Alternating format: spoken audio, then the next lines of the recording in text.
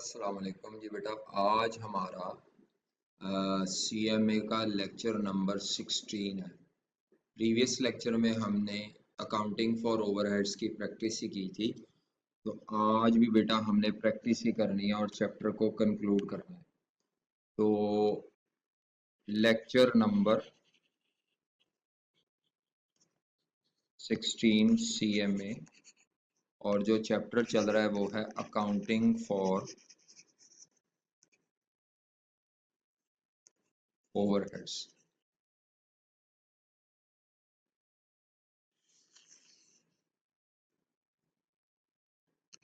अच्छा, अभी तक हम क्या कर चुके हैं?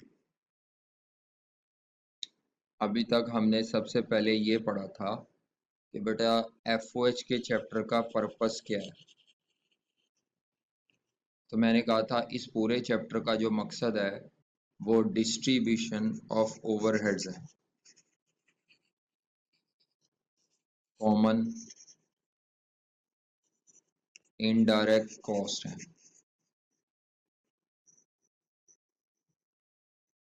और उसी को ओवरहेड्स भी कहते हैं। मैंने कहा था डिस्ट्रीब्यूशन को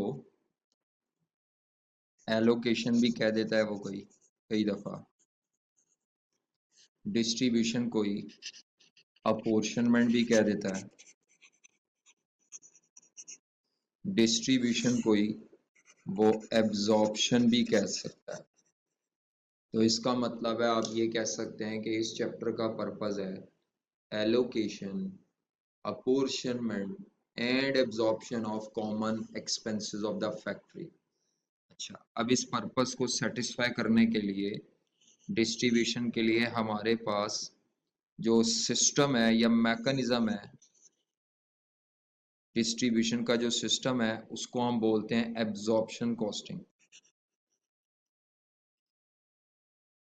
एब्जॉर्प्शन कॉस्टिंग सिस्टम हमें ये गाइड करता है कि आप अपने ओवरहेड्स को डिफरेंट प्रोडक्ट्स में, डिफरेंट डिपार्टमेंट्स में कैसे डिस्ट्रीब्यूट करेंगे। तो एब्जॉर्प्शन कॉस्टिंग की तीन शक्लें हैं: सिंगल रेट सिस्टम,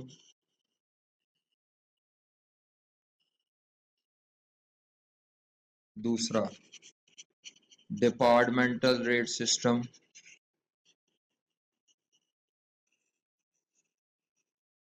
और तीसरा activity based costing system, ABC system कहते हैं उसको। ये हमने अभी नहीं शुरू किया, ये वैसे एक अलग चैप्टर के तौर पे आई कैप ने दिया हुआ है। Single rate system, departmental rate system और एक्टिविटी बेस्ड सिस्टम। हाँ जी, सिंगल रेट सिस्टम का जो क्वेश्चन था जी बच्चे, सिंगल रेट सिस्टम में मैंने आपसे कहा था वो आपको स्टेप नंबर 1 में स्टार्ट ऑफ द पीरियड पे सिंगल ओवरहेड एब्जॉर्प्शन रेट निकालना पड़ेगा बजटेड डाटा की बेस पे। तो उसका था बजटेड ओवरहेड्स डिवाइडेड बाय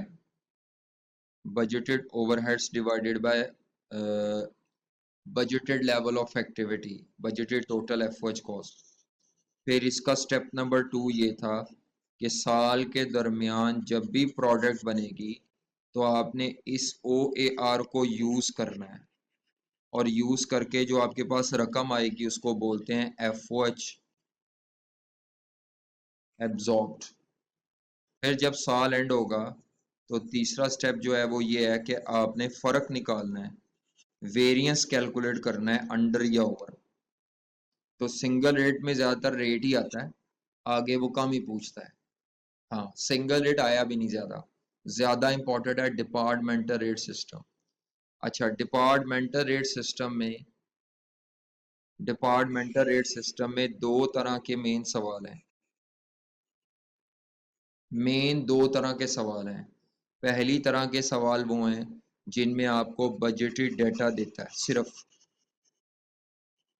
तो आपने बजटेड शीट बनानी है FOH की, स्टेप 1। और स्टेप 2 में आपने डिपार्टमेंट वाइज या डिपार्टमेंटल OAR कैलकुलेट कर लेने हैं, लेबर आवर की बेस पे या मशीन आवर की बेस पे। अच्छा, दूसरे वो सवाल हैं जिनमें वो एक्चुअल डेटा देता है ज्यादातर। दूसरे वो सवाल हैं जिनमें वो एक्चुअल डेटा देता है और साथ OAR भी दे देता है। तो उसमें आपने स्टेप नंबर 4 और 5 परफॉर्म करना होता है, एक्चुअल शीट और FOH का वेरिएंस फॉर ईच डिपार्टमेंट या ईच प्रोडक्ट।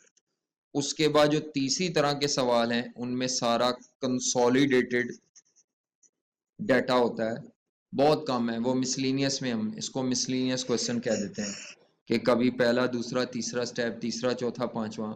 जो इसमें तीसरा स्टेप होता है वो एब्जॉर्ब्ड ओवरहेड है, वो कभी पहले के साथ आ जाते हैं कभी दूसरे के साथ, ज्यादातर वैसे ये इसके साथ आते हैं। तो वो कंसोलिडेटेड है, ये बहुत कम सवाल आते हैं, ज्यादा सवाल ये या ये आते हैं, ये बात याद रखिएगा। एक्चुअल शीट के बाद वेरिएंस निकलता है। तो चलें अभी इसका भी एक आधा सवाल कर लेंगे कंसोलिडेटेड का या मिसलिनियस क्वेश्चन का। फिलहाल आज हमने प्रैक्टिस करनी है और प्रैक्टिस में क्वेश्चन नंबर 18 है। इस क्वेश्चन में भी आपको एक्चुअल डाटा दिया हुआ है, आपने डिपार्टमेंट वाइज शीट बनानी है लेकिन बाद में उसको प्रोडक्ट वाइज में तकसीम करना है। मैंने कहा था प्रोडक्ट वाइज में तकसीम करने के लिए प्रेफरेबल बेस है घंटे, अगर घंटों वाली बेस ना दी हो फिर मजबूरन आप यूनिट की बेस यूज कर लेंगे। तो देखें जी क्वेश्चन में वो कहता है allocate overhead expenses to both product, product A B. जी बच्चे आपने प्रोडक्ट ए में और प्रोडक्ट बी में एक्सपेंसेस को डिस्ट्रीब्यूट करना है। तो डेटा क्या दिया हुआ है, कहता है sparrow limited is engage in the manufacture of two products A B. इदारा दो प्रोडक्ट्स बनाता है, these products are manufactured on two machines। ये मशीन से एक किस्म के प्रोडक्शन डिपार्टमेंट है, ये प्रोडक्ट मशीन पे बनती है, machine M1 and M2 and are passed through to service department. और ये प्रोडक्ट बनने के बाद दो सर्विस डिपार्टमेंट से गुजरती हैं, एक सर्विस डिपार्टमेंट है इंस्पेक्शन और दूसरे का नाम है पैकिंग। यानी प्रोडक्ट बन जाती है, बनने के बाद उसकी क्वालिटी चेकिंग की जाती है इंस्पेक्शन डिपार्टमेंट में। और मैंने कहा था इंस्पेक्शन एक सर्विस डिपार्टमेंट है, इसको अगर आपने जीरो करना है तो इंस्पेक्शन आवर्स की बेस चलेगी। पैकिंग भी एक सर्विस डिपार्टमेंट है, इसने कहा हुआ है, वैसे प्रोडक्शन भी हो सकता है ये, लेकिन उसने कहा हुआ है तो पैकिंग डिपार्टमेंट को जीरो करना है पैकिंग आवर्स की बेस पे। कहता है प्रोडक्ट कस्टमर को या वेयर हाउस में डिलीवर होने से पहले चेक भी होगी और पैक भी होगी। ओवरहेड एक्सपेंस दिए हुए अगस्त के मंथ में वर एज फॉलोस का मतलब एक्चुअल डाटा दिया है। इलेक्ट्रिसिटी एक्सपेंस है, एरिया की बेस पे डिस्ट्रीब्यूट होता है। रेंट एक्सपेंस है एरिया की बेस पे। Operational expense of machine M1 का मतलब है ये किसी एक डिपार्टमेंट के एक्सपेंस हैं, ये कॉमन वाले एफओच नहीं है, इनको डिस्ट्रीब्यूट नहीं करना, इनको उठा के M1 में कॉपी कर लेना है। किसी भी डिपार्टमेंट के अपने ओवरहेड्स दे दे उनको तकसीम नहीं करना। इसी तरह मशीन 2 के अपने ओवरहेड्स दिए हैं, इनको भी शीट में कॉपी कर लेना है, ये कॉमन है, इनको डिस्ट्रीब्यूट करना है क्योंकि इनके साथ डिपार्टमेंट मेंशन नहीं ना किया। तो इलेक्ट्रिसिटी एक्सपेंस पूरी फैक्ट्री का है, इसको सब में डिस्ट्रीब्यूट करना है। इस सवाल में अगर आपसे पूछा जाए तो प्रोडक्शन डिपार्टमेंट है मशीन 1 2 और सर्विस डिपार्टमेंट है इंस्पेक्शन और पैकिंग। तो शीट में चार डिपार्टमेंट्स बनेंगे। कहता है ये इंफॉर्मेशन है दो प्रोडक्ट्स की, प्रोडक्ट ए के 5600 यूनिट्स आपने एक्चुअली प्रोड्यूस किए हैं, ये एक्चुअल यूनिट्स हैं, और बी के 7500 है। Labour time per unit inspection department में, इंस्पेक्शन डिपार्टमेंट का टाइम दिया हुआ है तो इससे इंस्पेक्शन के घंटे निकलेंगे, 15 मिनट 12 मिनट, मैं मिनट्स को नहीं घंटों में ले लूंगा, कुछ बच्चे मिनट्स में भी ले लेते हैं, वो भी काबिल कबूल है। इसी तरह पैकिंग का टाइम दिया हुआ है, ये सर्विस को जीरो करने के लिए दिया हुआ है। ये जो आपको दिया हुआ है ये सर्विस डिपार्टमेंट्स का डाटा है, ये उनको जीरो करने के लिए दिया हुआ है। बाकी नीचे ये एरिया ऑक्यूपाइड दिया हुआ है स्क्वायर फीट, क्योंकि दोनों खर्चे जो कॉमन है वो एरिया की बेस पे होंगे। ये लाइन बड़ी इंपॉर्टेंट है, वो कहता है जो आपकी मशीन M1 है उसने 50% यूनिट प्रोडक्ट ए के बनाए हैं और 65% प्रोडक्ट बी के यूनिट बनाए हैं। अच्छा, इसी तरह मशीन 2 ने 50% यूनिट प्रोडक्ट ए के बनाए हैं और 35% यूनिट्स प्रोडक्ट बी के। तो अगर मैं आपको यहाँ पे बताऊं, जैसे मर्जी लिख लें जी, ये प्रोडक्ट ए है, इसके अगर 5600 यूनिट टोटल है, टोटल 5600 यूनिट्स हैं,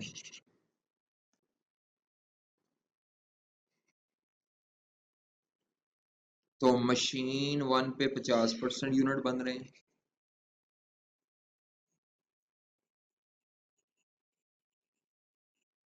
और बाकी 50% कहाँ पे बन रहे हैं? मशीन M2 पे। ये ए प्रोडक्ट ए है।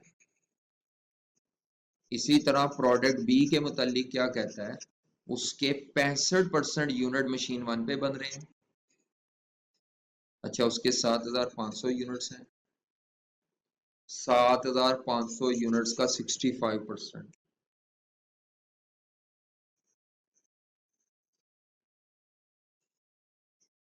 तो अगर हम 7500 का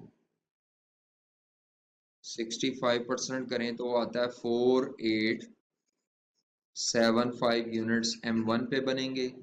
बाकी 35% जो यूनिट होंगे वो अगर निकालें 2625, ये मशीन M2 पे बनेंगे। ठीक है, तो असल में हर प्रोडक्ट के सारे यूनिट मशीन 1 पे नहीं बनने, बल्कि प्रोडक्ट ए के आधे यूनिट मशीन 1 पे, आधे मशीन 2 पे। प्रोडक्ट बी के 65% यूनिट मशीन 1 पे और 35% मशीन 2 पे। कई बच्चे इसको मशीन वाइज भी तोड़ लेते हैं, मैंने तो प्रोडक्ट वाइज तोड़ा ना। कई बच्चे इस तरह कहते हैं कि जी मशीन 1 पे ए के कितने यूनिट बनेंगे और प्रोडक्ट बी के कितने बनेंगे, ऐसे भी तोड़ लेंगे तो कोई मसला नहीं। तो मशीन 1 पे ए के 50% यूनिट और बी के 65%, ऐसे भी तोड़ सकते हैं जैसे वो फिक्रा लिखा हुआ है। जो मशीन 2 है ये ज्यादा फायदेमंद होगा, वैसे ये ज्यादा लॉजिकल है क्योंकि क्वेश्चन की स्टेटमेंट के मुताबिक है।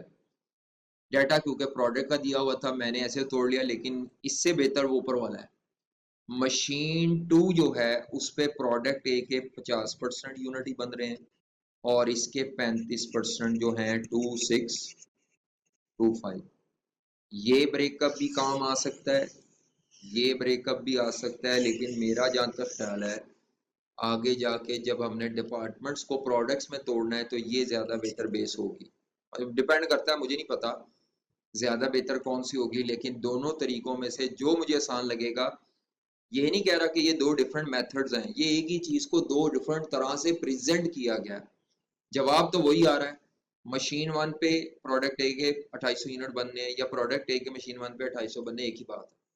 चले, अभी हम डिपार्टमेंट वाइज पहले शीट बनाएंगे। उसने एलोकेशन ऑफ ओवरहेड्स ही पूछी है, कोई रेट कोई वेरिएंस नहीं पूछा हुआ। तो करें जी मेरे साथ सॉल्यूशन, लिखें, हेडिंग दें,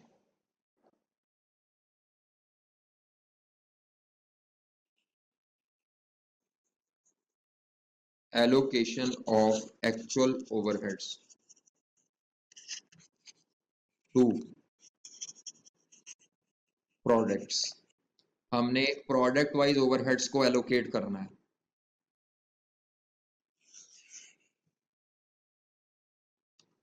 हमने प्रोडक्ट को, सॉरी, हमने ओवरहेड्स को प्रोडक्ट वाइज एलोकेट करना है। तो प्रोडक्ट वाइज जो एलोकेशन बनती है वो करनी है, तो उसके लिए लेकिन पहले आपको, मैंने कहा था दो हिस्सों में करना पड़ता है।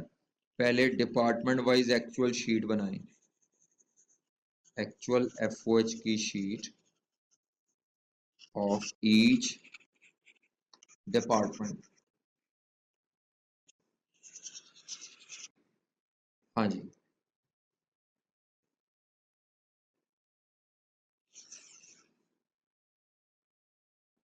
लिखें जी एफओएच के एक्सपेंसेस,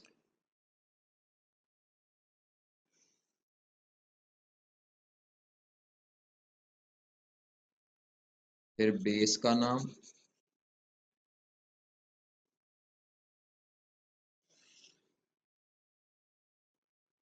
फिर उसके बाद रेट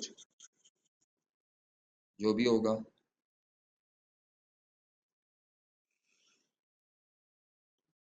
फिर हमने यहाँ पे मशीन 1 मशीन 2 ये दो प्रोडक्शन होंगे। सर्विस में क्या रखना है, इंस्पेक्शन डिपार्टमेंट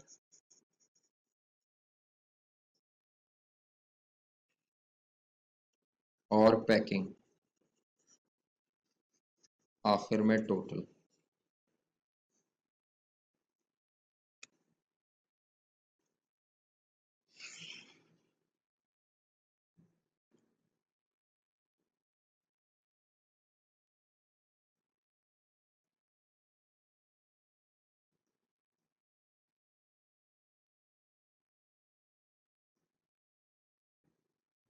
दोबारा लिख लेते हैं, ये मिक्स हो गया।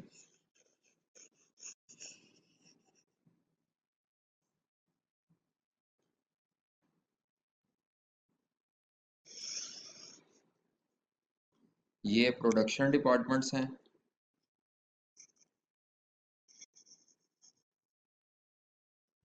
और सर्विस डिपार्टमेंट्स में हमारे पास हैं इंस्पेक्शन और पैकिंग, इसके बाद टोटल अमाउंट।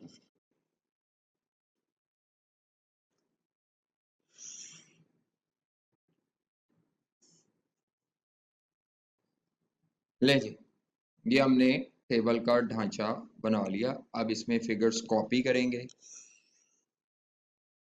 चलें आ जाए, कॉपी करेंगे। तो सबसे पहले इलेक्ट्रिसिटी एक्सपेंस, शायद इलेक्ट्रिसिटी कॉस्ट है 2238, 1000 कॉमन ले लें। हाँ जी, 2238 और इसको डिस्ट्रीब्यूट करना है हमने एरिया की बेस पे तमाम डिपार्टमेंट में। उसके बाद रेंट एक्सपेंस है, इसको भी एरिया की बेस पे करना है और ये था हमारा एक्सपेंस 1492। अच्छा जी, इसके बाद ऑपरेशनल एक्सपेंस जो हैं ये गिवन है M1 के और M2 के। M1 के गिवन है 5500, M2 के हैं 3200 और ये टोटल हो गए 8700।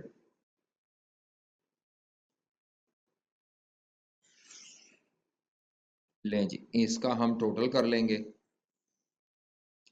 फिर उसके बाद हम सर्विस डिपार्टमेंट्स को ज़ीरो करेंगे। Allocation of service departments.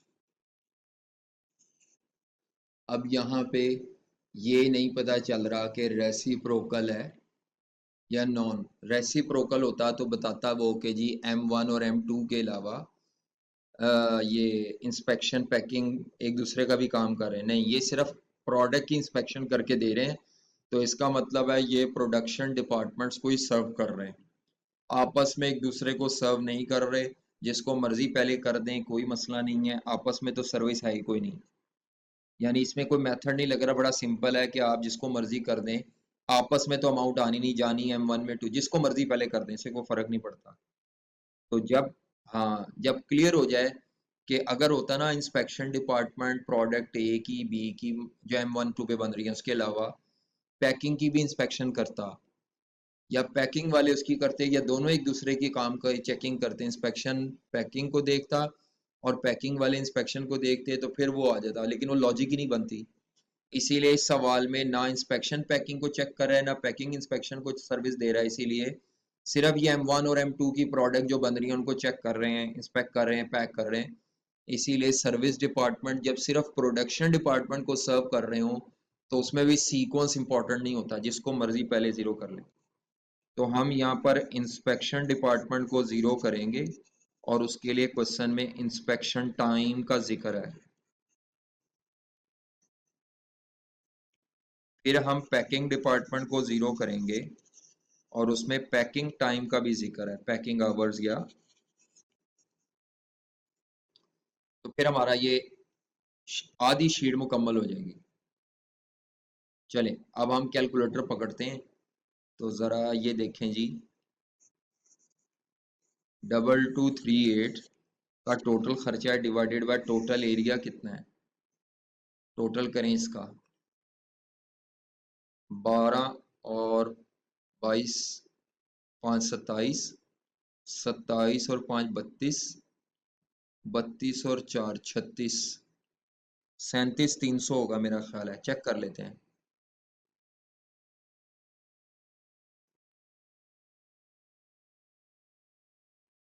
हाँ जी, 37,300 स्क्वायर फीट।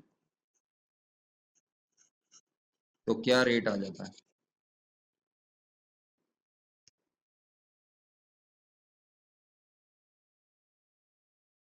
0.06, 0.06 पर स्क्वायर फीट।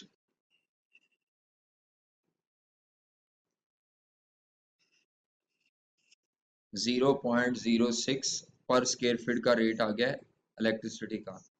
तो अब इसको करें जी इनटू, क्या करना है, 5,500, 330, उसके बाद 4,800,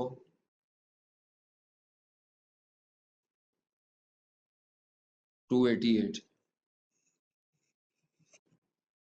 इंस्पेक्शन का एरिया 12,000 और 15,000,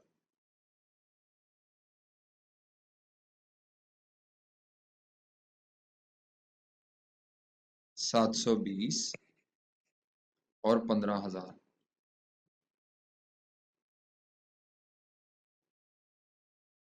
नौ सौ। ले जी, ये हमने 0.06 की बेस पर ये कर लिया। इसी तरह जो अगला एक्सपेंस है, अगला एक्सपेंस था 1492, उसमें भी डिवाइडेड बाय 37,300। 1492 0.04,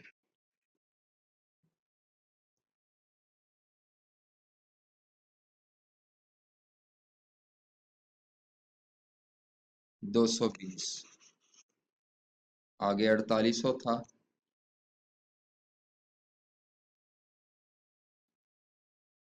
192, उसके बाद 12,000 था,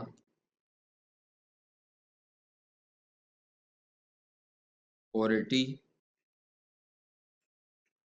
और 15,000। ये मेरा ख्याल है 600 आ जाएगा। ओह सॉरी,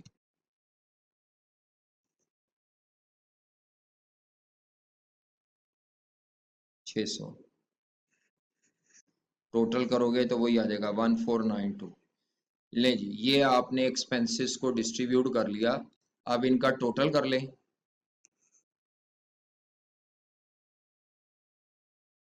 6050 इसका टोटल है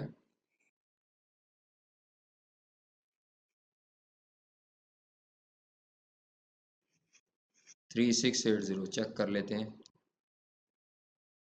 192 प्लस, अच्छा जी, 1200, 1500 टोटल। 2238 plus 1492 plus 700, 12430।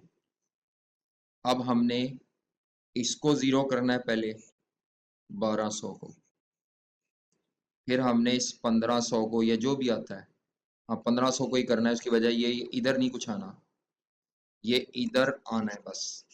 वजह ये है कि इंस्पेक्शन और पैकिंग सिर्फ प्रोडक्ट्स की चेकिंग कर रहे हैं। ये देखे ना प्रोडक्ट, ठीक है।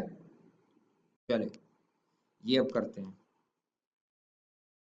अच्छा जी, तो ये देखें, इंस्पेक्शन और पैकिंग डिपार्टमेंट प्रोडक्ट ए और बी पे सिर्फ इंस्पेक्शन और पैकिंग कर रहे हैं, आपस में एक दूसरे के लिए कोई काम नहीं कर रहे। तो अब मसला ये है कि ये इंस्पेक्शन डिपार्टमेंट का जो टाइम है ना वो पर यूनिट दिया और मुझे टोटल में चाहिए। अब वो कैसे कैलकुलेट करना है, ये मसला है। तो मैं यहाँ पे लिखने लगा हूँ नीचे working one,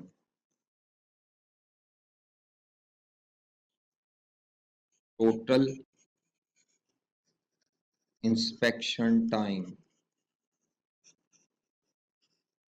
of machines, machine M1 M2।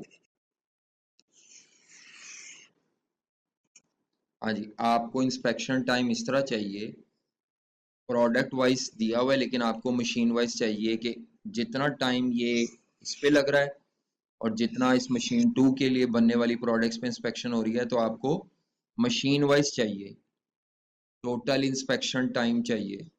तो अब आप ज़रा देख लें क्वेश्चन में क्या कहा गया है, मशीन वन और मशीन टू, मशीन वन और मशीन टू। तो मैं अगर पहले प्रोडक्ट ए को पकड़ लूँ, जी प्रोडक्ट ए को, अगर मैं प्रोडक्ट ए को पकड़ लूँ,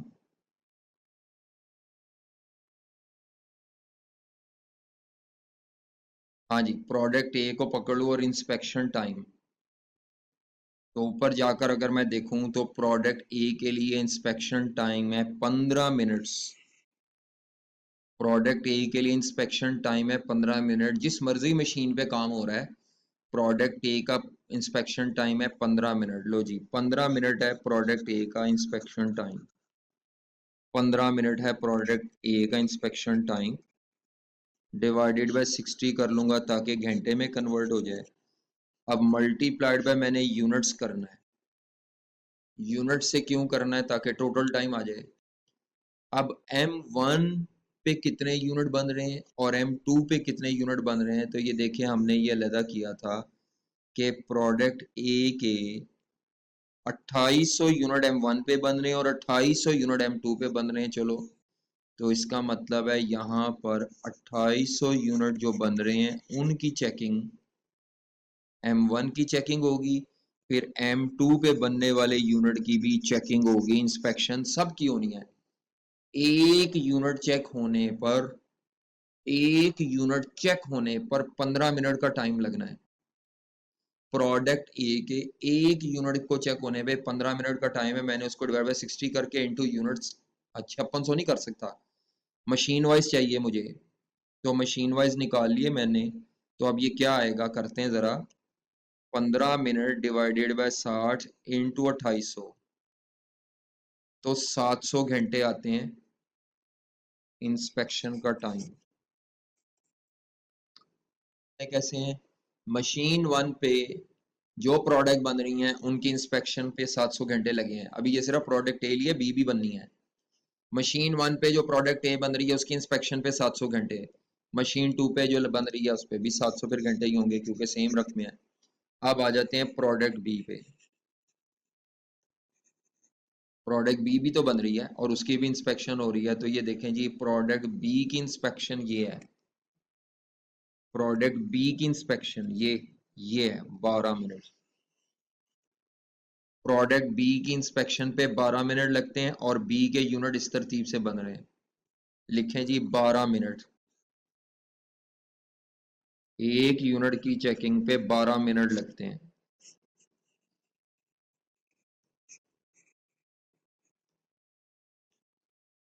एक यूनिट की चेकिंग पर 12 मिनट लगते हैं बेटा, एक यूनिट की चेकिंग पे 12 मिनट लगते हैं। हाँ जी, एक यूनिट की चेकिंग पे 12 मिनट है, तो यूनिट कितने बन रहे हैं, यूनिट कितने बनाए हैं जी आपने प्रोडक्ट बी के, 4875।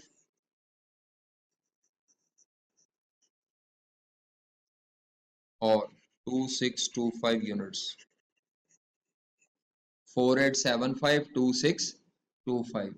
तो आते हैं जरा कैलकुलेट करते हैं। 12 डिवाइडेड बाय 60 इंटू 4875, 975 आवर्स, और 12 डिवाइडेड बाय 60 इंटू 2625, 525 घंटे। तो इनका अब हम कर लेंगे टोटल, यानी मशीन 1 पे जो प्रोडक्ट बने उस प्रोडक्ट की इंस्पेक्शन डिपार्टमेंट जो चेकिंग कर रहा है वो इतनी इतनी कर रहा है। टोटल 1675 घंटों की चेकिंग करके दी गई है। इंस्पेक्शन डिपार्टमेंट ने टोटल 1675 घंटों की चेकिंग की गई है जो प्रोडक्ट M1 पे बन रही हैं। जो M2 पे बन रही हैं उन प्रोडक्ट्स की टोटल 1225 घंटों की चेकिंग की गई है। तो अगर इसका मैं ग्रैंड टोटल करूं तो 1675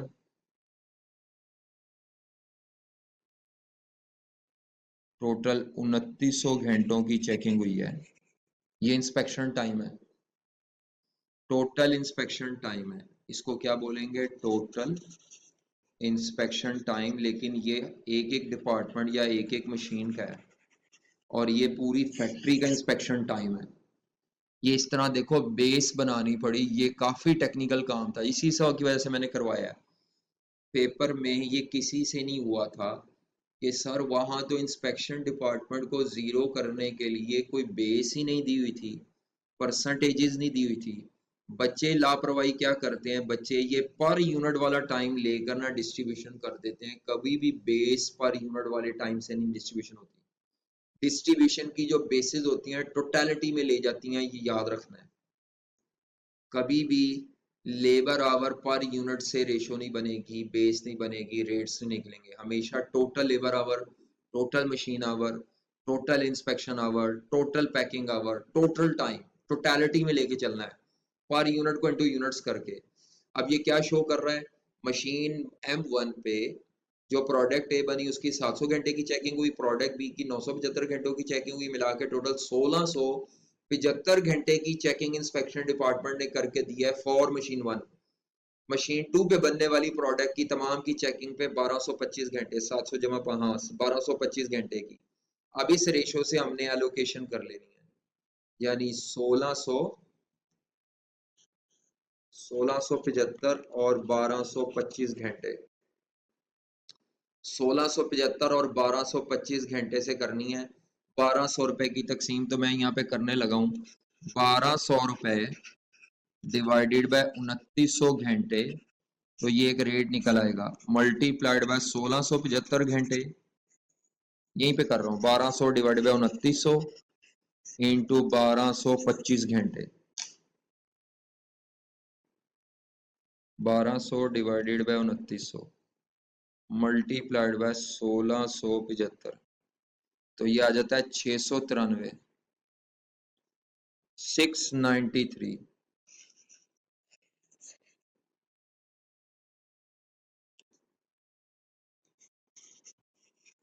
आगे 507, बस 693 और 507 वो मैंने नीचे ही कर दिया है। इसी तरह अब आपको पैकिंग के टाइम की वर्किंग भी करनी पड़ेगी, बिल्कुल जैसे मैंने ये इंस्पेक्शन की वर्किंग की है ना, बिल्कुल ऐसे ही आपको पैकिंग की वर्किंग भी करनी पड़ेगी, पैकिंग की। तो टोटल पैकिंग आवर्स या packing time for machine M1 and M2।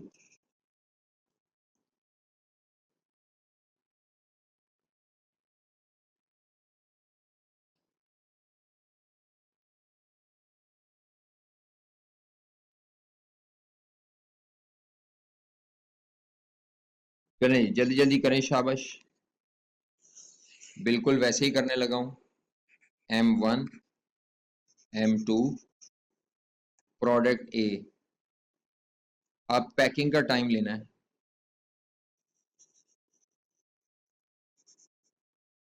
Ji product ए का 1 यूनिट कितनी देर में पैक होता है? प्रोडक्ट ए जी पैकिंग का जो टाइम है वो प्रोडक्ट ए का 12 मिनट है। पैकिंग डिपार्टमेंट में प्रोडक्ट ए के पैकिंग में 12 मिनट है जी। तो 12 मिनट का टाइम है, तो यहाँ पर हम 12 मिनट लिखेंगे। 1 यूनिट की पैकिंग का टाइम 12 मिनट है।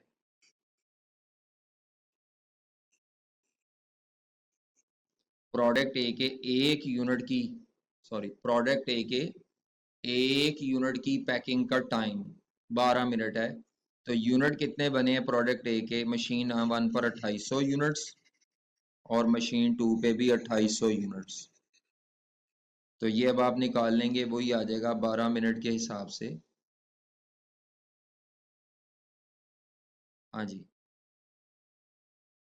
12 डिवाइडेड बाय 60 इंटू 2800, तो 560 घंटे आ जाएंगे दोनों में। 560 घंटों की पैकिंग, यानी पैकिंग डिपार्टमेंट ने मशीन 1 पे बनने वाली प्रोडक्ट ए पे 560 घंटे लगाए और मशीन 2 पे बनने वाली भी प्रोडक्ट ए पे 560 घंटे की पैकिंग पे टाइम लगाया। अब जब प्रोडक्ट बी की पैकिंग होगी तो प्रोडक्ट बी की पैकिंग के 1 यूनिट पे पैकिंग टाइम क्या है? प्रोडक्ट बी के 1 यूनिट की पैकिंग का टाइम है 10 मिनट और उसके यूनिट क्या थे? 4875। तो लिखेंगे जी 1 यूनिट 10 मिनट में पैक होगा। मैं उसको घंटों में कन्वर्ट कर रहा हूँ और यूनिट्स कितने हैं? जैसे पहले थे 4875 2625। लें जी, तो कर लें जी 10 डिवाइडेड बाय 60 इंटू 4875। तो 812.5 है, मैं 813 लिख रहा हूँ।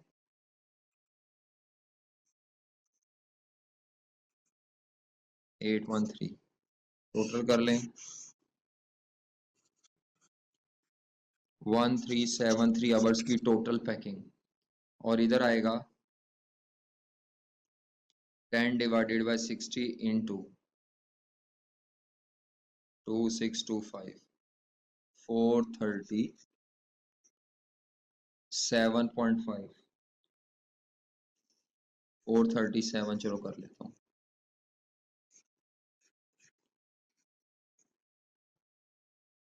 997, और ये ग्रैंड टोटल क्या आता है? 1373 प्लस 2370 पैकिंग आवर्स। ले जी पैकिंग आवर्स क्या हैं? 1373 और 997। इस बेस पर आप इस 1500 को डिस्ट्रीब्यूट करें। तो अब हम क्या करेंगे? 1500 रुपए डिवाइडेड बाय टोटल 2370 के पैकिंग आवर्स इंटू 1373। अच्छा, इसी तरह 1500 रुपए डिवाइडेड बाय 2370 टोटल खर्चा divide by total packing into 997 hours. तो ये अमाउंट्स आ जाएंगी। 1500 डिवाइडेड बाय 2370 इंटू 1373, 869,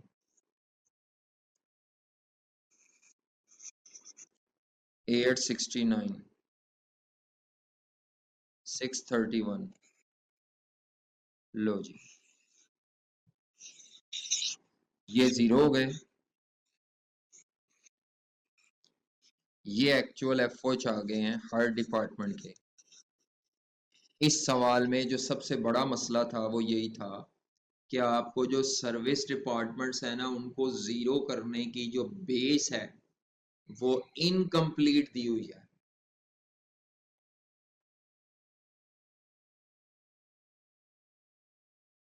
जो जीरो करने की बेस आपको दी गई है वो इनकम्प्लीट है बेटा, ठीक है। तो अब आप इसको ज़रा टोटल कर लें। 6050 में प्लस कर लें 693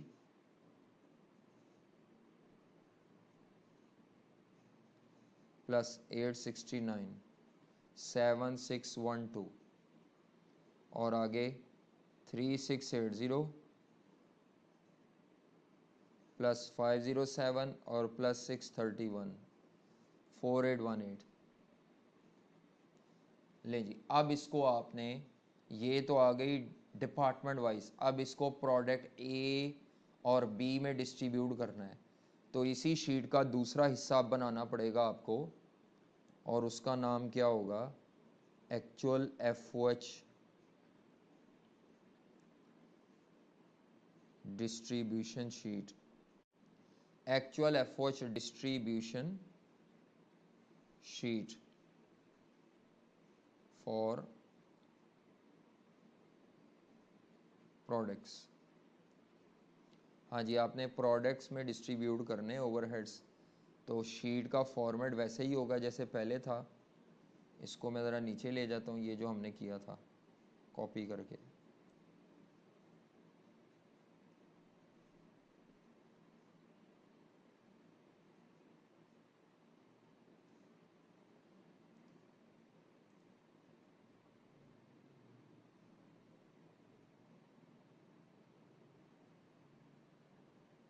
हाँ जी,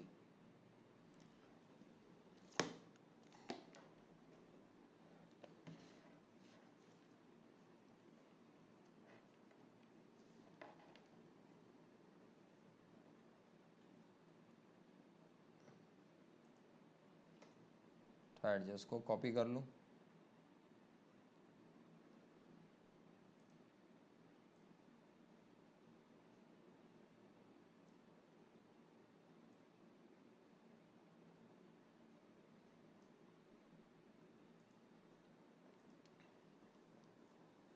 लें जी,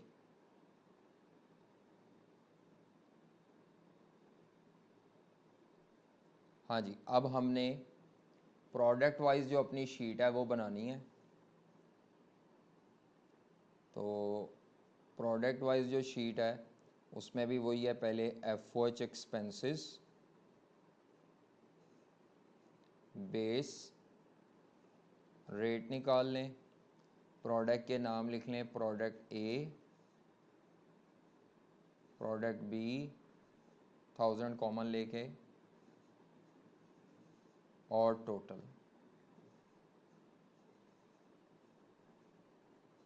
लें जी,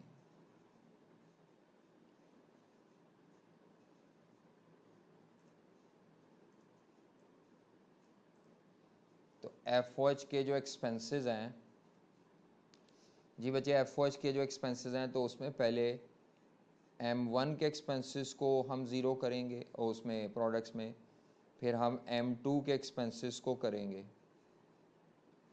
अच्छा जी, M1 के एक्सपेंसेस हैं 7612, M2 के हैं 4818। तो जो भी टोटल आएगा फ़िलहाल अभी छोड़ें। प्रोडक्ट्स में डिस्ट्रीब्यूट करना है, डिस्ट्रीब्यूट करने के लिए हमें बेस चाहिए। पूरे सवाल में आप ढूंढते रहें तो आपको यूनिट्स के अलावा कोई बेस नहीं मिलेगी।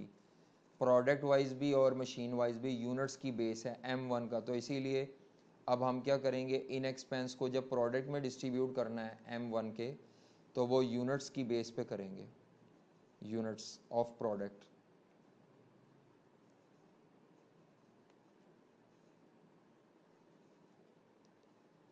कैसे करेंगे, पहले M1 को करेंगे, यानी M1 के एक्सपेंसेस कितने प्रोडक्ट ए के हिस्से में जाएंगे और M1 के एक्सपेंसेस कितने प्रोडक्ट बी के हिस्से में जाएंगे।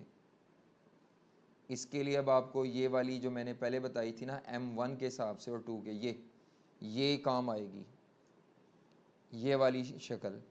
M1 के जो टोटल एक्सपेंस हैं उनमें से प्रोडक्ट ए में और बी में, ए में 2800 यूनिट बने थे, M1 पे ए के जो बने थे 2800 और इसके 48, इस रेशो से करेंगे, कोई और नहीं है। तो यूनिट्स की रेशो है जी बच्चे। तो क्या होगा, टोटल खर्चा है 7612,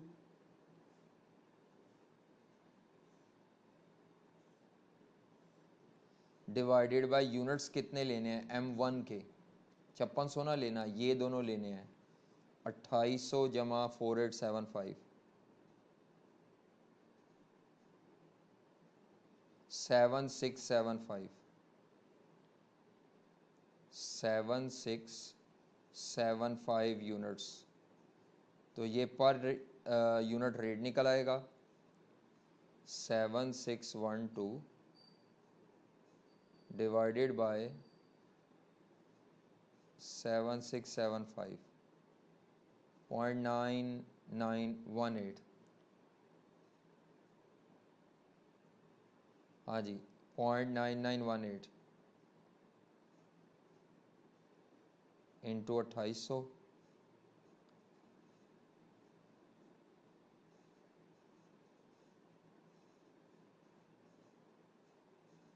वही 2777 है। तो बाकी माइनस करके निकाल लें। 2777 माइनस 7612 4835 76 क्या है, टोटल खर्चा divided by total units produced on machine one. Machine one पे जितने जितने यूनिट बने वो ले लिए। अब आप ये खर्चा 4818 लेंगे डिवाइडेड बाय मशीन टू पे जितने यूनिट्स बने थे, कितने बने थे भाई मशीन टू पे, ये दोनों जमा कर लें। 2800 जमा 2625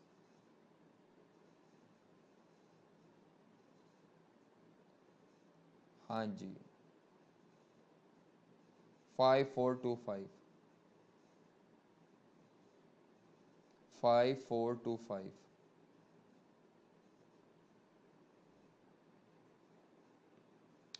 5425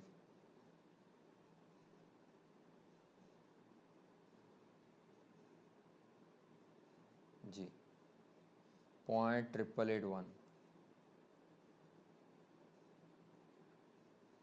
0.1181 पर यूनिट। तो अब इसको मल्टीप्लाइड बाय यूनिट्स करना है। हाँ जी कितने यूनिट थे 2800 2487। बाकी डिफरेंस निकाल लें। 4818 माइनस 2487 तो तकरीबन 1999 है। या अगर इसको 6 रख देते हैं तो ये 2000 आ जाएगा।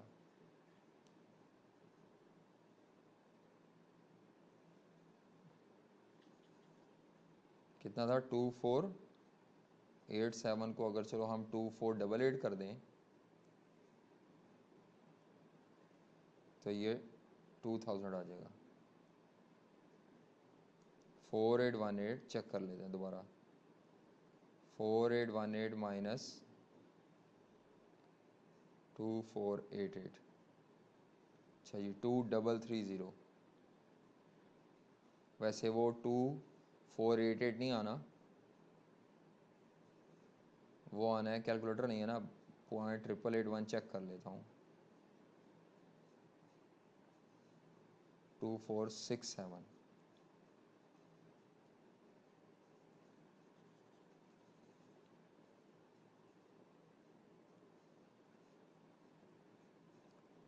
2467 माइनस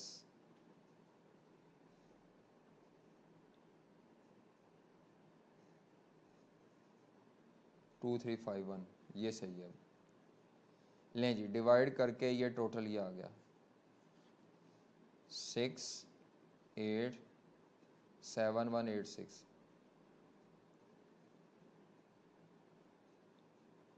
5244 ये 0 12430। ले जी ये हमारा आंसर है। ये हमारा आंसर है 5244 और 7185। ठीक है जी। तो ये हमारा क्वेश्चन यहाँ पे मुकम्मल हो गया, क्वेश्चन नंबर 18। अच्छा इसके बाद हमने कहा, मैंने आपसे कहा था मैं 2 क्वेश्चन करवाऊंगा नेक्स्ट लेक्चर में, तो मैंने एक करवा दिया, अब दूसरा करते हैं। आए जी दूसरे क्वेश्चन की तरफ। ओके बेटा हम नेक्स्ट क्वेश्चन की तरफ आते हैं। हमने अभी रिसेंटली क्वेश्चन किया है तो उसके बाद जो अगला हमारा क्वेश्चन है वो हमने करना है FOH का आखिरी क्वेश्चन। उसके बाद रह जाएंगी सिर्फ जनरल एंट्रीज। मैंने कहा था मैं आपको एक क्वेश्चन करवाऊंगा जायका लिमिटेड, जो मेरा ख्याल है नोट्स में 26 क्वेश्चन है।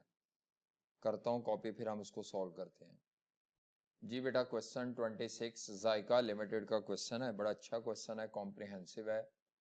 तो डिपार्टमेंटल का ही क्वेश्चन है। डाटा सारा डिपार्टमेंटल फॉर्म में दिया हुआ है। आपसे कहता है एक कार्टन की कॉस्ट कैलकुलेट करें। अब वो कार्टन किस चीज का है ये नहीं पता, लेकिन उसने कहा एक कार्टन की कॉस्ट, कॉस्ट का मतलब है प्रोडक्शन कॉस्ट।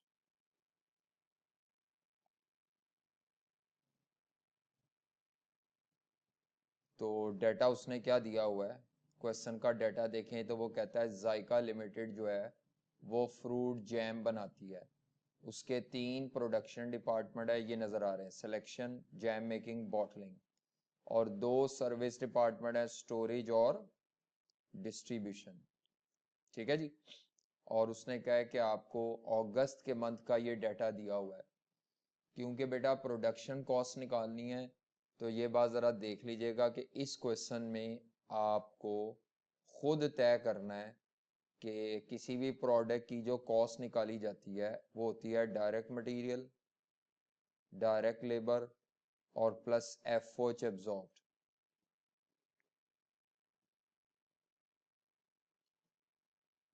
अब ये जो FOH एब्जॉर्ब्ड है इसमें रेट इस्तेमाल होता है, rate into actual activity level. Question पढ़ेंगे ना हुआ तो इसमें रेट निकालेंगे और डिपार्टमेंटल रेट का डाटा दिया हुआ है। तो एक्चुअली इस क्वेश्चन का थीम ये है कि इसमें प्रोडक्शन कॉस्ट निकालनी है।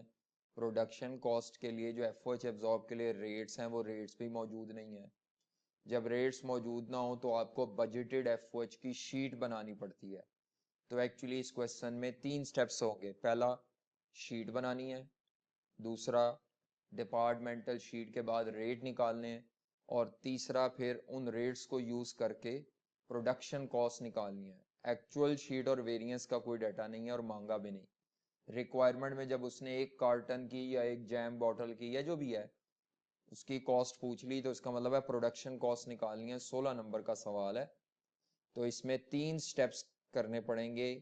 मैंने कैसे 3 स्टेप्स का अंदाजा लगाया, मैंने कहा जी प्रोडक्शन कॉस्ट के लिए रेट चाहिए, रेट के लिए शीट चाहिए। तो अब डाटा देखते हैं। ये डाटा जो फिर आपको दिया होगा, मैं ज्यूम कर रहा हूं कि ये बजटेड डाटा होगा, नहीं तो शीट नहीं बन सकती। ये एस्टिमेटेड या बजटेड डाटा है। अच्छा जी, रेंट एंड रेट्स है। इसको डिस्ट्रीब्यूट करने के लिए नीचे ये एरिया दिया हुआ है। इनडायरेक्ट वेजेस कॉस्ट या इनडायरेक्ट लेबर कॉस्ट को कहते हैं, और ये सिर्फ प्रोडक्शन डिपार्टमेंट्स की है। तो सिलेक्शन में, जैम मेकिंग में इसको डिवाइड करेंगे। उसके लिए नीचे नंबर ऑफ इनडायरेक्ट वर्कर की बेस हो। अगर नंबर ऑफ इनडायरेक्ट वर्कर की बेस ना हुई फिर डायरेक्ट लेबर कॉस्ट या वेजेस कॉस्ट चलेगी। तो अब आप देखें नीचे इनडायरेक्ट वेजेस का सर्विस में तो ब्रेकअप दिया हुआ है, ये मालूम करनी है आपने अमाउंट, और ये यही 60,000 के 3 टुकड़े होने हैं। सर्विस की दी हुई है, ये क्वेश्चन में कॉपी होगी, ये छोड़नी नहीं है, ये कॉपी होगी। प्रोडक्शन की जो इनडायरेक्ट वेजेस है ना, वो हमें खुद डिवाइड करनी है, लेकिन उसके लिए नंबर ऑफ इनडायरेक्ट एम्प्लॉयज नहीं दिए। ये बेस है, पावर कंज्यूम नहीं है, किलोवाट आवर्स मतलब light point, production labour hour पर बॉटल, मशीनरी कॉस्ट। कहीं क्वेश्चन में आपको नंबर ऑफ इनडायरेक्ट वर्कर्स नहीं दिए हुए, इसीलिए हम मजबूरन जो है वो इस क्वेश्चन में नंबर ऑफ इनडायरेक्ट वर्कर की बजाय ये जो डायरेक्ट वेजेस दी हुई है ये यूज करेंगे, ये बेस यूज करेंगे।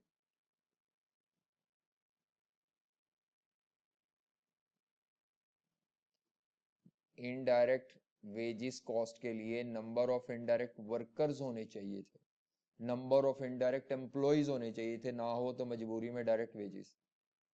हाँ जी, जर्नल लाइटिंग या लाइटिंग के लिए एरिया की बेस यूज होगी या लाइटिंग पॉइंट्स। 2 बेसिस होती हैं, लाइटिंग पॉइंट्स या एरिया। यहाँ लाइटिंग पॉइंट्स की बेस मौजूद है।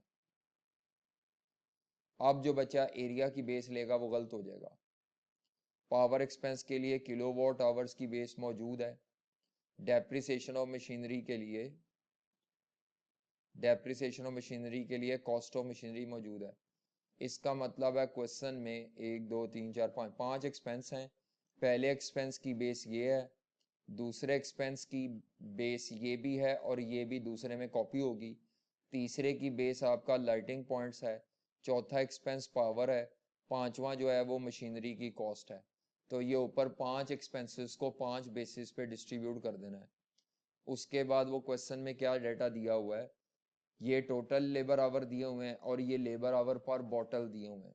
ठीक है, इस सवाल में मशीन आवर की बेस नहीं है। यानी क्वेश्चन में अगर आपको रेट निकालना पड़ेगा तो आपको लेबर आवर की बेस पे निकालना है। ये टोटल लेबर आवर दिए हुए हैं और ये पर यूनिट या पर बॉटल दिए हुए हैं, जैम की पर बॉटल। कहता है नीचे प्रोडक्शन के बाद जो जैम बॉटल है वो पैक होंगी इन अ कार्टन, एक कार्टन में, और कार्टन में 12 बॉटल्स होती हैं। उसने ये जो कॉस्ट ऑफ ईच कार्टन मांगा है, इसका मतलब है वो कॉस्ट ऑफ 12 बॉटल्स मालूम करने को कह रहा है। सर्विस डिपार्टमेंट की कॉस्ट क्या दी हुई है? हाँ जी, सर्विस डिपार्टमेंट की कॉस्ट है जिसको आपने जीरो करना है। तो स्टोरेज डिपार्टमेंट 10% सर्विस इसको दे रहा है, 30 इसको दे रहा है, 40 इसको दे रहा है और 20% डिस्ट्रीब्यूशन को। यानी जो हमारा स्टोरेज डिपार्टमेंट है वो 4 डिपार्टमेंट को सर्व कर रहा है और डिस्ट्रीब्यूशन 3 को कर रहा है। इस सवाल में स्टोरेज डिपार्टमेंट तो डिस्ट्रीब्यूशन को सर्विस दे रहा है, डिस्ट्रीब्यूशन आगे से सर्विसेज नहीं दे रहा, तो नॉन रेसिप्रोकल सर्विसेज हैं इसमें।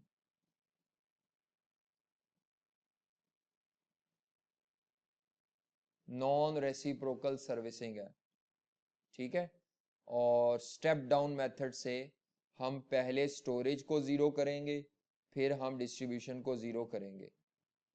अब क्वेश्चन में जैम की मटेरियल कॉस्ट, लेबर कॉस्ट, ये मिस प्रिंटिंग है सवाल में मेरे से, मतलब आई कैप में नहीं थी, तो एक लाइन मिसिंग है, वो मैं कॉपी कर लेता हूँ, मेरा ख्याल है वो मिस हो गई है। अच्छा बेटा, ये लाइन मिसिंग थी एक, ये आप अपने नोट्स में भी ऐड कर लीजिएगा।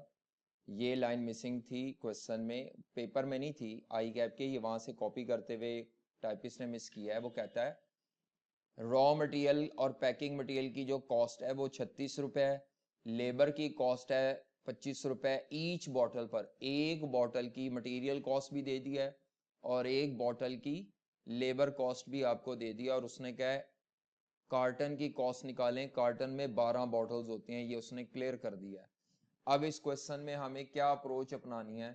सबसे पहले बेटा इसमें आपने ये करना है कि बजटेड एफओएच की शीट बनानी है, फिर आपने दूसरी चीज रेट निकालना है, फिर आपने ये कॉस्ट निकालनी है। अब क्योंकि इस क्वेश्चन में प्रॉब्लम ये है कि कॉस्ट ऑफ कार्टन मांगी हुई है, तो ये हमारे क्वेश्चन की मेन रिक्वायरमेंट है, तो मजबूरन आपको स्टेप 3 पहले फॉर्मेट बनाना पड़ेगा। लेकिन सॉल्व हम ऐसे ही करेंगे, स्टेप 1 में शीट, 2 में रेट और 3 में कॉस्ट। तो मेरे साथ फॉर्मेट बना लें सॉल्यूशन का। मैं ये स्टेप नंबर 3 पहले कर रहा हूं जी। क्या है जी सॉल्यूशन में? कॉस्ट ऑफ ईच कार्टन, और ये हमारा स्टेप 3 होता है। कॉस्ट का मतलब है प्रोडक्शन कॉस्ट।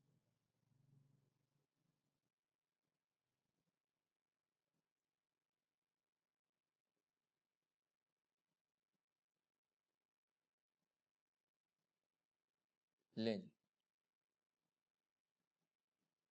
तो सबसे पहले उसने आपको दी हुई है डायरेक्ट मटेरियल और पैकिंग की कॉस्ट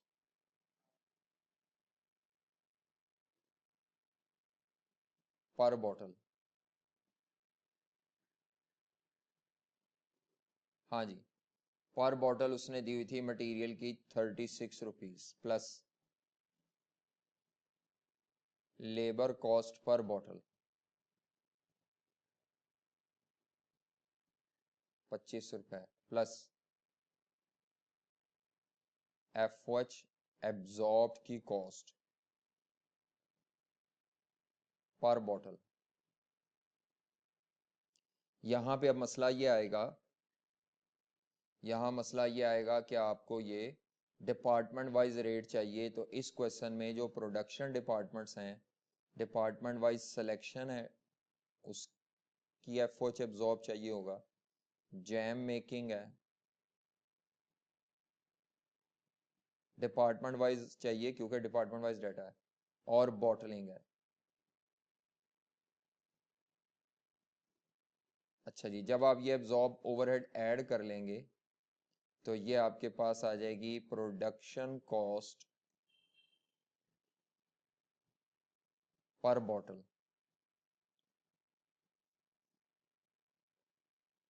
हमें पर बॉटल नहीं चाहिए, हमें पर कार्टन चाहिए, ईच कार्टन, तो कोई मसला नहीं।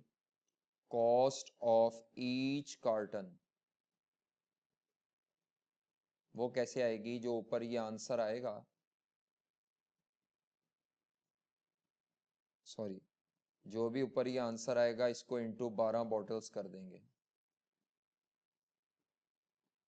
अच्छा, कई बच्चे ये पूछते हैं सर, अगर हम ऊपर ही इंटू 12 बॉटल 12 करते जाएं उससे कोई फर्क नहीं पड़ता, सिर्फ आपको कोई 5-4 दफा इंटू 12 लिखना पड़ेगा। मैं जरा टाइम बचाने की तरफ जा रहा हूं, तो अगर हमने टाइम बचाना है तो बेटा उसमें फिर आपको क्या करना है, एक बॉटल की कॉस्ट निकाल लें और multiplied by number of bottles कर लें, इससे आपका टाइम बच जाएगा। अब यहां पर फॉर्मूला हमारा रेट इंटू एक्चुअल एक्टिविटी वाला फॉर्मूला होना है इस्तेमाल।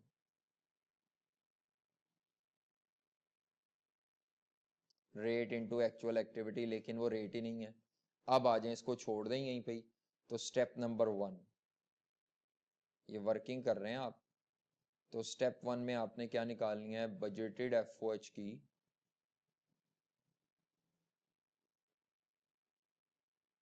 Distribution sheet.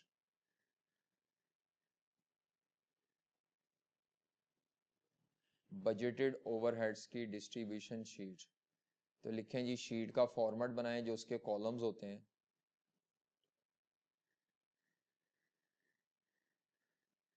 एफओएच के एक्सपेंसेस लिखते हैं हम उसमें,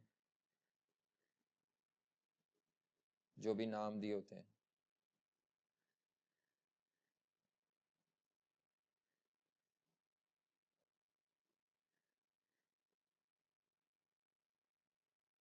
अच्छा जी, बेस का नाम लिखते हैं,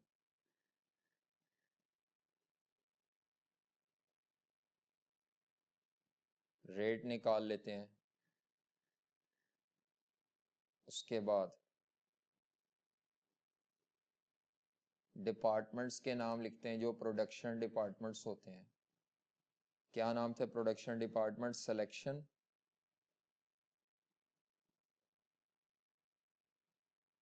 दूसरा जैम मेकिंग, और तीसरा बॉटलिंग। ये 3 प्रोडक्शन डिपार्टमेंट्स हैं।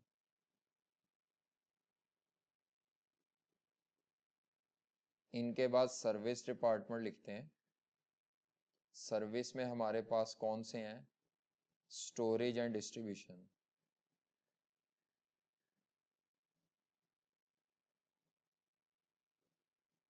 आगे टोटल है।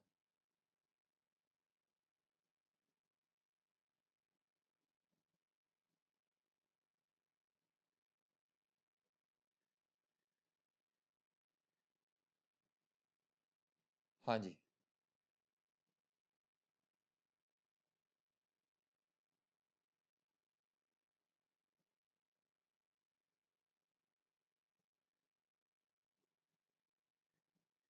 सिर्फ इसमें फिगर्स लिखनी है, बहुत ज्यादा मुश्किल काम नहीं है।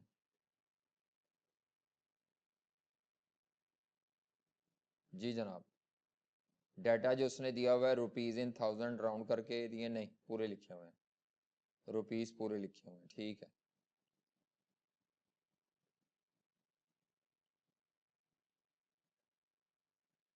चलें जी, आ जाएं, एक एक एक्सपेंस करके कॉपी करते हैं, पहले कॉपी करते हैं बाद में। जी बच्चे, सबसे पहला एक्सपेंस है रेंट एंड रेट्स,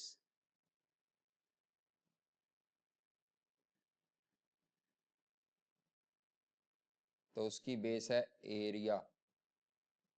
हाँ जी, एरिया। टोटल एक्सपेंस है 85,000 रुपए।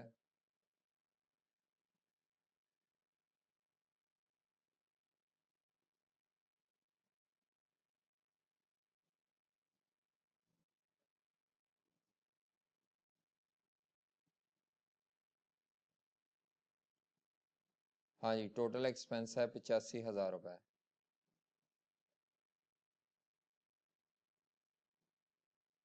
और टोटल एरिया कितना है?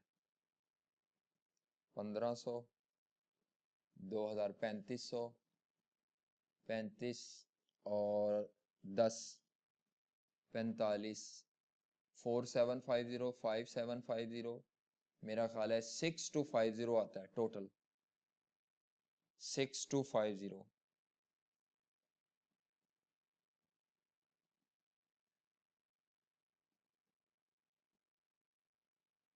कैलकुलेटर जरा चेक कर लें।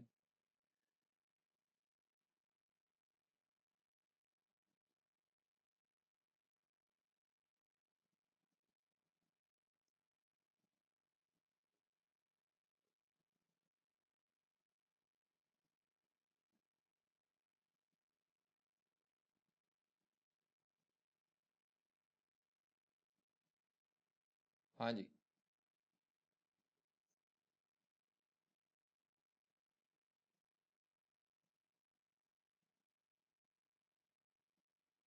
क्या करना है जी?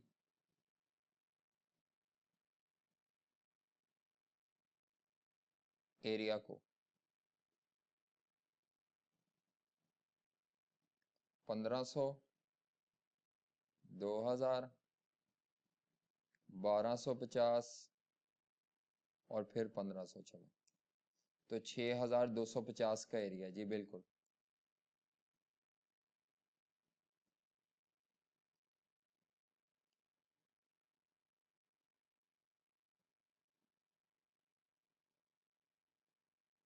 $85,000 डिवाइडेड बाय 6250, 13.6 पर स्क्वायर फीट। अब इस 13.6 को मल्टीप्लाई करना पड़ेगा जो जो स्क्वायर फीट थे। 1500, 2000,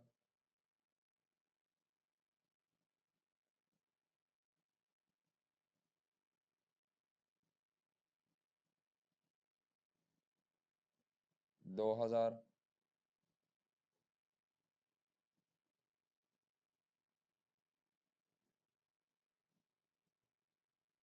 1250,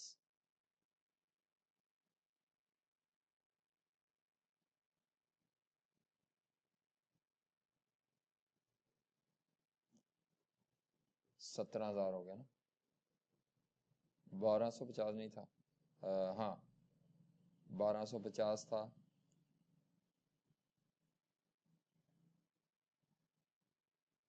फिर 1000 था तो 13,600,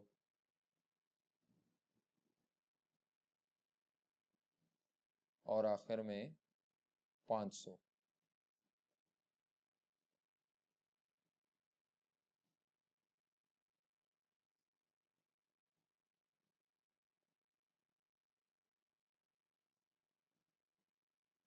6800। लें जी, ये हमने ये एक्सपेंस को डिस्ट्रीब्यूट कर दिया। वैसे तो पहले कॉपी कर लेना चाहिए था, फिर पकड़ते। चलो, हाँ जी, रेंट एंड रेट्स के बाद इनडायरेक्ट वेजेस। डायरेक्ट वेजेस की बेस पे होगी। हाँ जी, इनडायरेक्ट वेजेस क्या थी? डायरेक्ट वेजेस की बेस पे तो इनडायरेक्ट वेजेस थी टोटल 60,000 रुपए, लेकिन वो प्रोडक्शन की थी। और सर्विस की 8,000 और 20,000 दो अलहदा वो भी थी। तो 60,000 एक थी और 28,000 एक थी। यानी जो 60,000 है वो इन तीनों में आनी है। जो 28,000 की इनडायरेक्ट वेजेस है वो इन दो में डिवाइड करके दी हुई है 20,000, 8,000 शायद।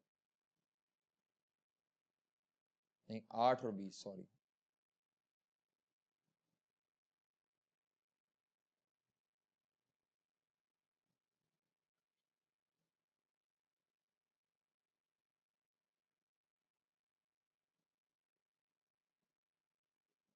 अब उसको डिस्ट्रीब्यूट कर लेते हैं। अच्छा ठीक है, ये भी इनडायरेक्ट वेजेस है, वो प्रोडक्शन की है, ये सर्विस की है। अगर आप इकट्ठा लिखना चाहें तो लिख सकते हैं, ये गिवन थी जी। 60,000 डिवाइडेड बाय डायरेक्ट वेजेस कितनी है टोटल? 60 और एक 40 और एक 72, एक 72 की बेस पे। हाँ जी, 60,000 डिवाइडेड बाय एक 72।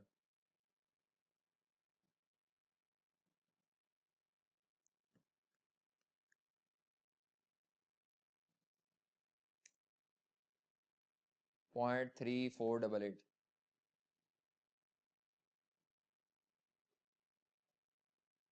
फोर। ठीक है, अब इसको मल्टीप्लाई करना है 60,000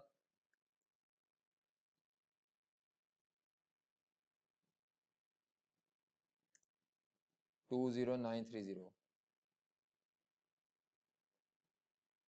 इसी को मल्टीप्लाई करना है 80,000 से 27907।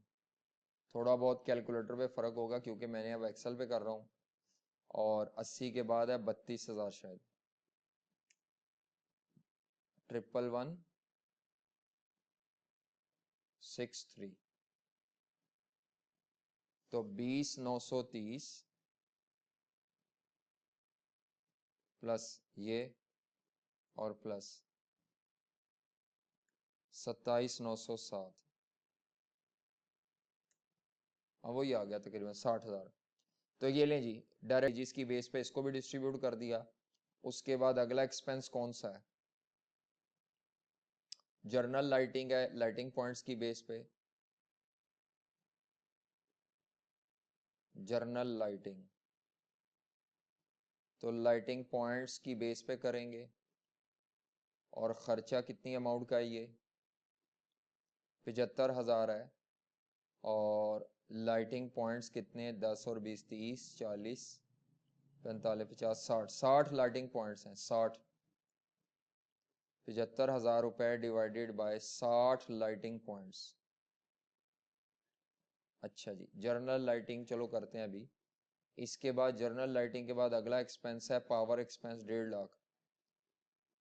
पावर एक्सपेंस है 1.5 लाख का। और किलोवाट आवर्स की बेस पे होगा। कितने किलोवाट आवर्स हैं वो चेक कर लेते हैं। 1,000 6 7 2 9 10, 10,000 है।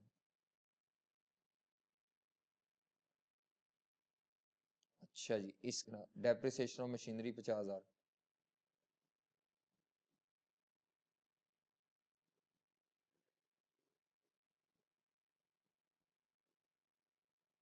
अब मशीनरी की डेप्रिसिएशन के लिए हमारी बेस होती है कॉस्ट ऑफ मशीनरी या मशीन। मेरा ख्याल है वो कॉस्ट ऑफ मशीन दी हुई है। हाँ जी बिल्कुल दी हुई है। तो फिर आपने उसको डिवाइड कर लेना है। कितनी है जी कॉस्ट ऑफ मशीन? अगर देखें 6 12 और 6 18, 18 9 27 और 3 30, 3 मिलियन की। ले जी, इस सारे को करके अब हम कैलकुलेटर पकड़ेंगे एक ही दफ़ा और इस सारे को डिस्ट्रीब्यूट कर लेंगे। तो मैं फ़िलहाल अभी रिकॉर्डिंग थोड़ी देर पॉज करके मैं ज़रा इसको कैलकुलेटर से कर लूँ ताकि हमारा टाइम बचे। फिर आप लोग ज़रा वेरीफाई कर लीजिएगा, ठीक है? ओके बेटा, कैलकुलेशन मैंने करने को कहा था, आप भी करें, मैंने भी किया है।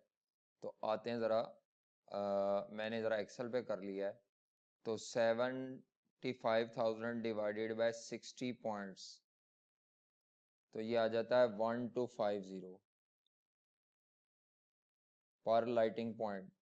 उसके बाद मल्टीप्लाइड बाय इंडिविजुअल डिपार्टमेंट के लाइट्स किया तो मेरे पास आ रहा है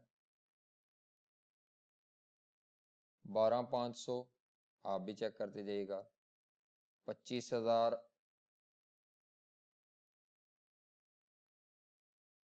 18,750,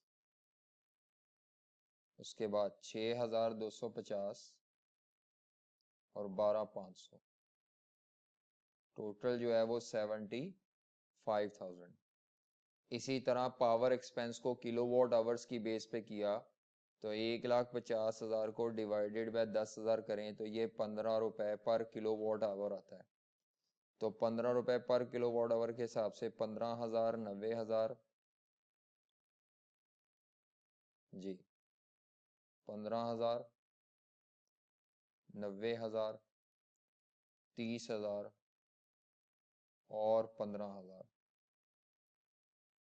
1,50,000 रुपए ये पूरा हो गया। इसी तरह ये जो डेप्रिसिएशन ऑफ मशीन है, कॉस्ट ऑफ मशीन की बेस पे करेंगे तो ये आ रही थी 0.0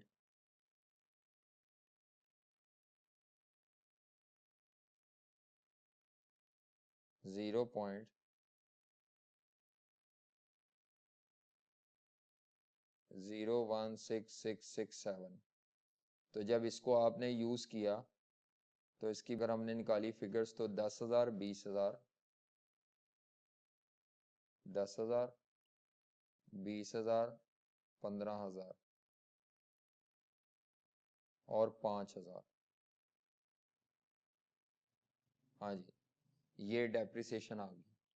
अब हम इसका टोटल करने के बाद सर्विस को जीरो करेंगे तो टोटल कर लें जी 10,000 जमा 15, 15 और 12,500, जी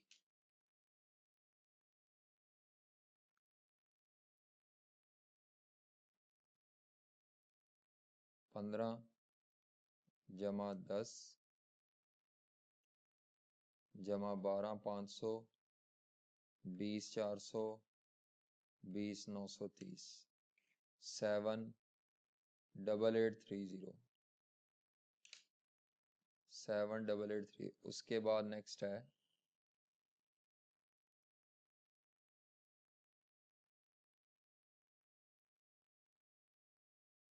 हाँ जी अगले का 27,200 प्लस 27,907 प्लस 25,000 प्लस 90,000 प्लस 20,000। तो ये जी 190,107 है 17,000 प्लस 11163 प्लस 18750 प्लस 45,000 तकरीबन 30 होगा। ओके बेटा, तो हम ये टोटल कर रहे हैं।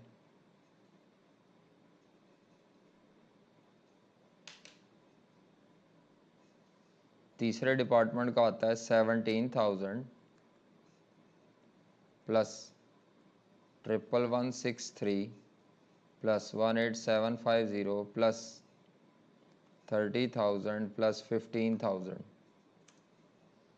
91,913। अगला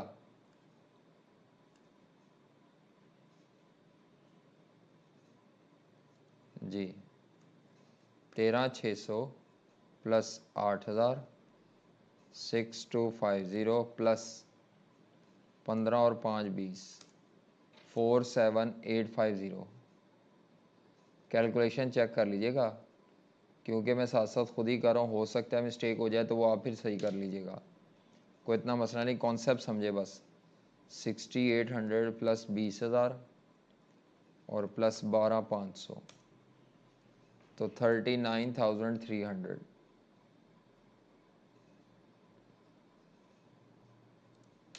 ये जो टोटल आएगा ये आ जाएगा 85,000 प्लस 60 और 20 88,000 प्लस 75,000 प्लस 150 प्लस 50,000, 448,000,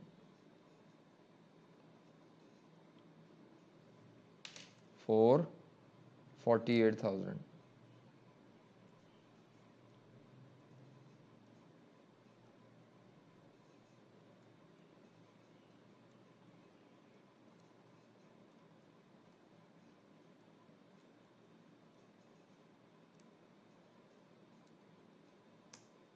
हाँ जी, अब हमने सर्विस डिपार्टमेंट को ज़ीरो करना है।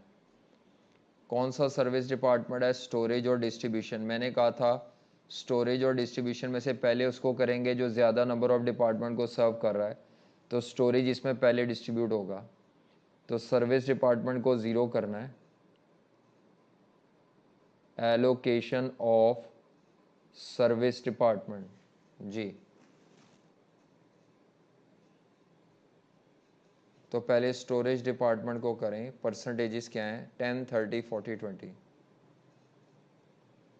10, 30, 40 और 20। तो स्टोरेज का 47850 का 10% आएगा 4785। इसका 30% आएगा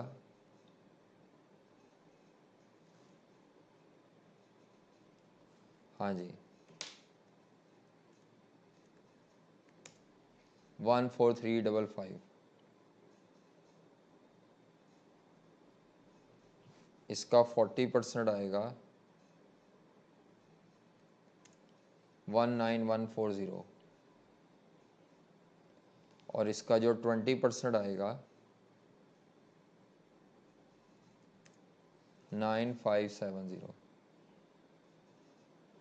ले जी, हमने स्टोरेज को डिस्ट्रीब्यूट कर दिया। अब स्टोरेज के बाद जब आपने डिस्ट्रीब्यूशन को डिस्ट्रीब्यूट करना है, डिस्ट्रीब्यूशन डिपार्टमेंट को ज़ीरो करना है, तो डिस्ट्रीब्यूशन डिपार्टमेंट में है 20, 50, 30।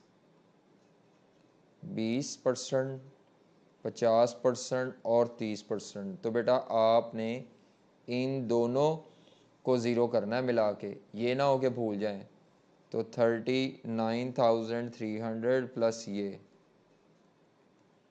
मिला लें तो 48870।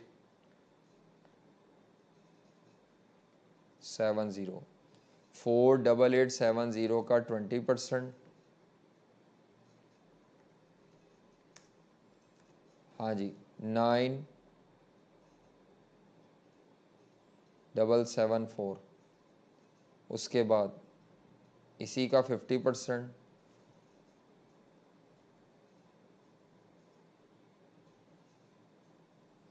हाँ जी, इसी का 30%,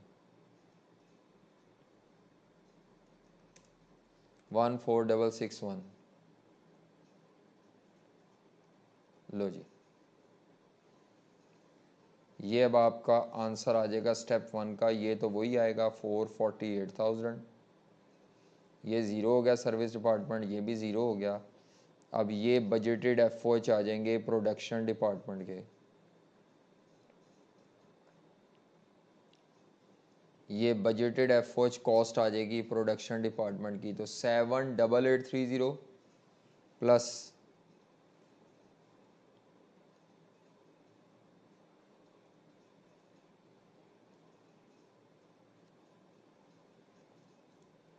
हाँ जी,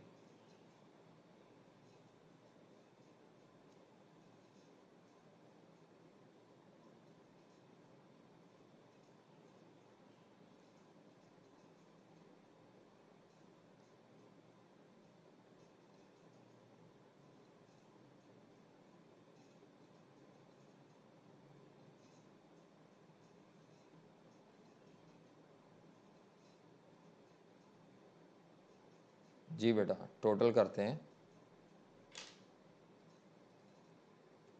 78830 प्लस 4785 प्लस 9774, 93389।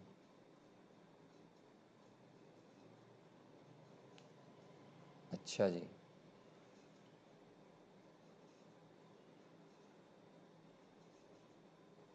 अगला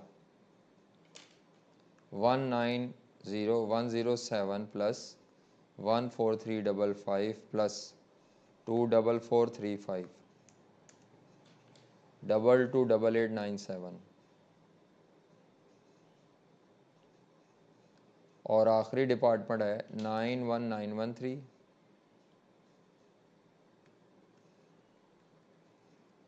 प्लस 19140 प्लस 14661 तो 125714।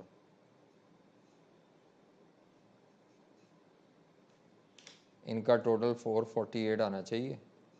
चलो वो भी चेक कर लेते हैं ज़रा, क्रॉस वेरीफाई। हाँ ठीक है। अब ये हमने पहला स्टेप परफॉर्म किया अभी। पहला स्टेप क्या था? बजटेड एफओएच की डिस्ट्रीब्यूशन शीट बनानी है। अब स्टेप नंबर 2 ये है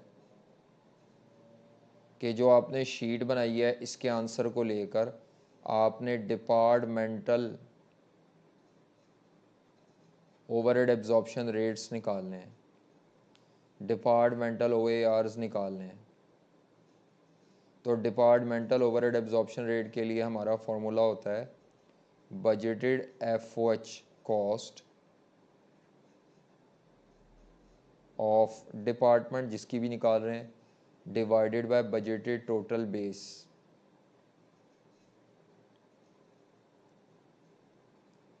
अब इस क्वेश्चन में ना सिर्फ लेबर आवर दिए हुए थे, नहीं तो मशीन आवर लेबर आवर दोनों में से विच एवर इज हायर होता है, लेकिन इसमें ये देखें टोटल लेबर आवर दिए हुए हैं, मशीन आवर है ही नहीं। ये पर यूनिट के हैं वो टोटल हैं। तो 1533, हाँ जी करें जी, 1533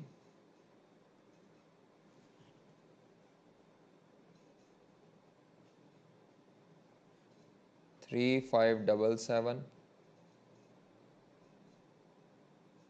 और 1815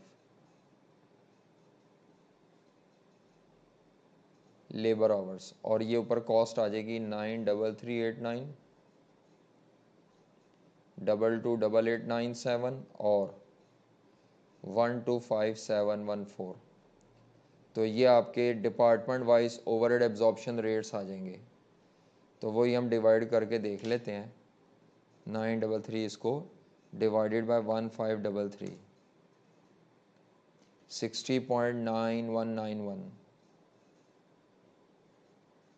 9191 या 92, बस ठीक है, इतना भी ठीक है। अगला 3577 पे डिवाइड कर लें, 66.399 तो 64 भी ले सकते हैं।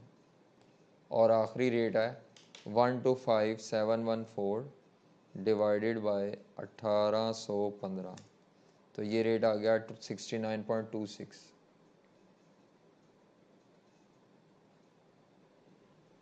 ले जी, ये रेट्स आ गए। अब मसला ये है कि ये रेट्स तो आ चुके हैं, इसको मल्टीप्लाई करना है एक्चुअल एक्टिविटी लेवल से। तो एक बॉटल के एक्चुअल आवर्स लेने हैं, एक बॉटल के, क्यों पर बॉटल पे कैलकुलेशन कर रहा हूँ। तो जो आपने ये रेट निकाले हैं ना, इन रेट्स को, जो भी ये रेट आए हैं ये पर आवर आए हैं, इसको एक बॉटल के एक्चुअल आवर्स से तरफ दे दें। एक बॉटल के आवर्स दिए हुए हैं, तो ये रेट है 60.92 पर आवर। अगला 63.99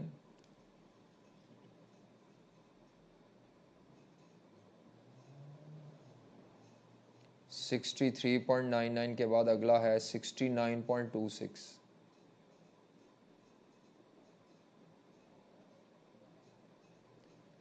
इनटू एक बॉटल के लेबर आवर्स क्या हैं। एक बॉटल के लेबर आवर ये थे 0.1 0.25 0.15।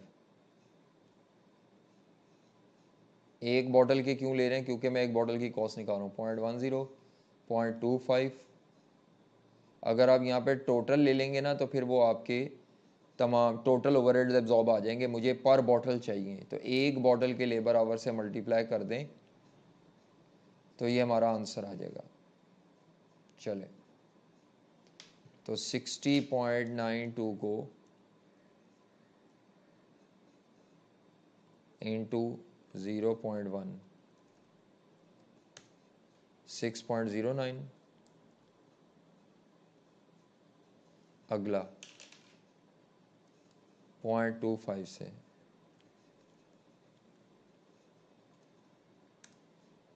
15.9 है तो ये 16 ही आ जाएगा तकरीबन। और आखिरी 0.15 से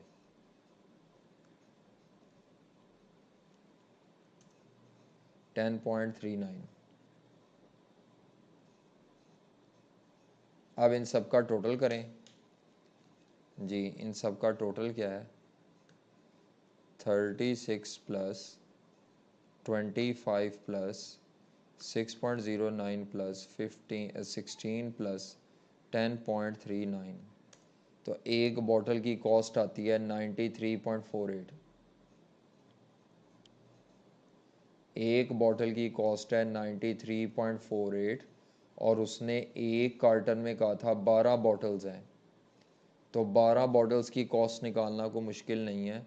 जो ये आंसर आया इसको इंटू 12 कर दें तो 1121.76 लें जी, ये आंसर है। उम्मीद है आपको ये बात समझ आ गई होगी कि ये क्वेश्चन में उसने आपको जानबूझ के वो डाटा दिया है, क्या नाम है, रेट भी फाइंड आउट करवाया है, बल्कि सॉरी पहले शीट बनवाई है, शीट बनवा के रेट फाइंड आउट करवाया है और रेट को यूज़ करवा कर एक कार्टन की, एक बॉटल की नहीं, मैंने पहले एक बॉटल की कॉस्ट निकाल ली है, बाद में इंटू नंबर ऑफ बॉटल कर लिया। तो ये बेटा हमारा आंसर है ये। बाकी इस आंसर तक पहुंचने के लिए बाकी सब कुछ वर्किंग्स हैं। ठीक है, चलें इंशाल्लाह नेक्स्ट टाइम फिर हम एंट्रीज करेंगे। बाकी जितने क्वेश्चन रह गए हैं वो आपकी होम असाइनमेंट है, खुद करें उनको। ठीक है, मैं अब सिर्फ मंडे की क्लास में एंट्रीज करवाऊंगा 15 से 20 मिनट में, फिर आ जाऊंगा एक्टिविटी बेस्ड कॉस्टिंग पे। ओके बेटा, थैंक यू, अल्लाह हाफिज़।